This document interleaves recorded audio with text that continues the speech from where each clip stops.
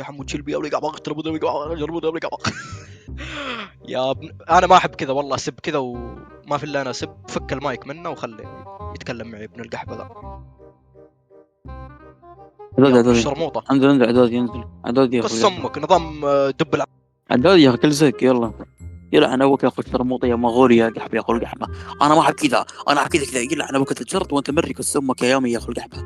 سروالك كله بول تسبني كس امك الضب يا اخو الضب يا بدوي يا قوات يا طحس يا اخو القحبه. اسكت عشان ما اسكت.